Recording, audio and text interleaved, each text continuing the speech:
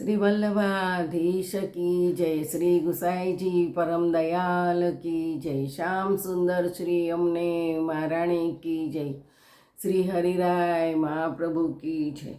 આપણે વલ્લભ આખ્યાન વિશે રસપાન કરીએ છીએ। તેમાં આગળ આવે છે, ભક્તિ સુંદરીને માયા દાસી બે મૂરત પ્રગટાવી, તેમાં પેલી નખ શિખ સુભગા શ્રી હરિને મન ભાવી, કૃપા કટાક્ષે હુઆ અક્ષરમાં ઉપન્યાસત્વ અનંત, ભક્તિ લીન હુઆ સૌભાગી તે વૈષ્ણવ ગુણવંત, બીજી કટાક્ષે જે જન ઉપન્યા માયામાં થયા લીન, કર્મ જડાસુર અન્ય ઉપાસક ભજન ધર્મથી હીન, એણી પ્રકારે સૃષ્ટિ દ્વિધા ગુણ મિશ્રિત ચાલી જાય, ભક્તિ માર્ગી જીવ સ્વતંત્ર કેવલ ભક્ત ન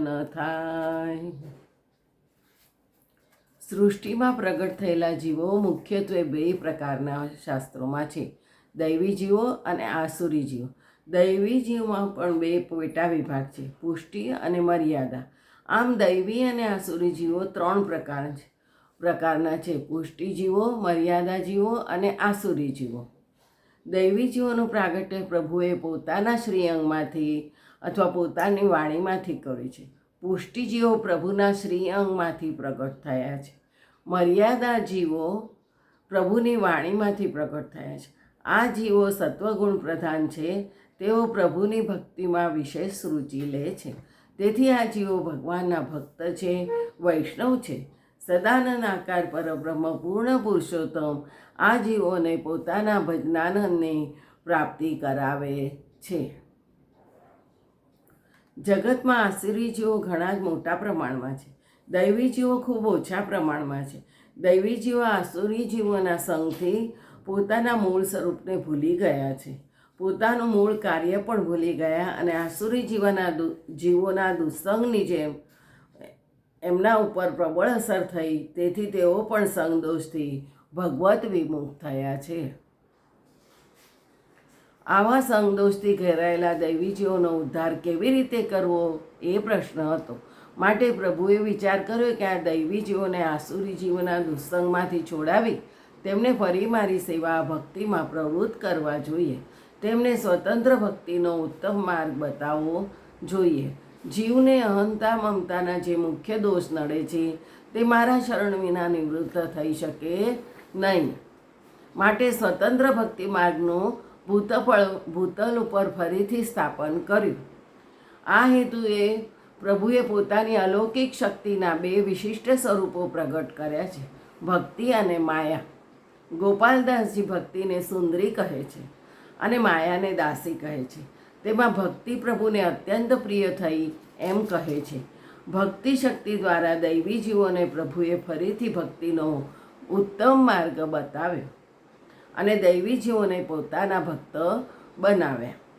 જ્યાં સુધી જીવ ભક્તિનું સાચું સ્વરૂપ ન જાણે ત્યાં સુધી ભગવત સેવા અને ભગવત કથાનો અલૌકિક આનંદ પ્રાપ્ત ન થાય। ભગવાને ગીતાજીમાં અર્જુનને ભક્તિયોગમાં આ જ આજ્ઞા કરી છે કે હે અર્જુન, તારા સર્વ લૌકિક અને વૈદિક કર્મો તારા સ્વામી એવા મને અર્પણ કર, તું કેવળ મારો બનીને રહે અને પ્રેમ રસાત્મક ભક્તિ યોગથી મારી જ સેવા સ્મરણ કર। માયા પ્રભુની દાસી છે, કારણ પ્રભુની આજ્ઞા પ્રમાણે માયા આસુરી જીવોને સંસારના મોહમાં અંધ બનાવી દે છે, તેમજ રચાપચા રાખે છે। આવા આસુરી જીવોને પ્રભુની ભક્તિ કરવાનો વિચાર અને રુચિ કદાપી થતા નથી। દૈવી જીવોના ઉદ્ધાર માટે મહાપ્રભુજીને ભૂતળ પ્રગટવા પ્રભુએ આજ્ઞા કરી। ભૂતળ ઉપર વલ્લભ નામ અને રૂપ ધારણ કરી પ્રભુ પોતે પ્રગટ થયા, તેથી દૈવી જીવોના ભક્તોના ભાગ્યનો ઉદય થયો।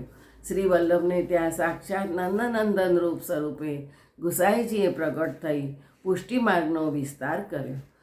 શ્રી ગોપાલદાસજી કહે છે કે ગોલોકધામમાં બિરાજતા શ્રી પૂર્ણ પુરુષોત્તમ પ્રભુએ એવો વિચાર કર્યો કે રાસાદી લીલામાં જે જીવોને સ્વરૂપાનંદનું પાન કરાવી ઉત્તમ ફળ આપ્યું હતું તે પૈકીના કેટલાક જીવો અગણિત વર્ષોથી ગોલોકધામમાં વિખૂટા પડી પૃથ્વી પર પોતાના મૂળ સ્વરૂપને ભૂલી ગયા, સંસાર આસક્ત થઈ ભટકતા ફરે છે.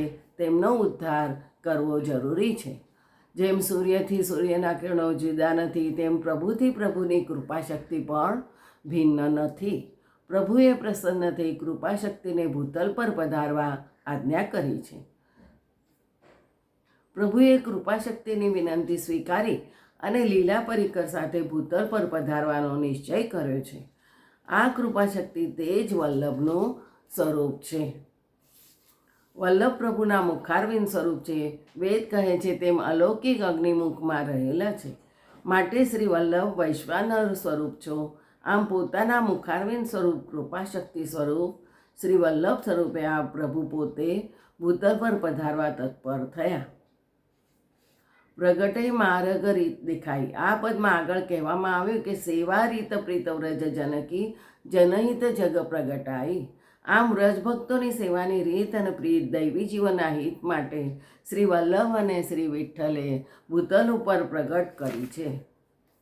ગોપાલદાસજી આ જ વાત આપ સેવા કરી શીખવે શ્રી હરિ ભક્તિ પક્ષ વૈભવ સુદૃઢ કીધું. જેમ સૂર્યના ઉદયથી અંધકાર નાશ પામે અને કમળ ખીલે, તેમ શ્રી મહાપ્રભુજી અને ગુસાઈજીના પ્રાગટ્યથી ભક્તોના દુર્ભાગ્યનો નાશ થયો અને તેમનું સૌભાગ્ય વિકસિત થયું અને હવે લીલા પ્રાપ્તિ તેમને માટે સહજ થઈ ગઈ. સ્વામિનીજીની કૃપા અને આજ્ઞા વિના લીલા પ્રવેશનો અધિકાર મળતો નથી. તેથી સ્વામિનીજી સ્વરૂપ શ્રી વલ્લભે દૈવી જીવોને બ્રહ્મ સંબંધ આપીને લીલા પ્રવેશનો અધિકાર આપ્યો. અષ્ટસખાઓએ પણ મહાપ્રભુજી અને ગુસાઈજીના પૂર્ણ પુરુષોત્તમ સ્વરૂપનો અનુભવ કરી એ અનુભવ કીર્તનમાં ગયો. જય જય શ્રી ગોકલેશ.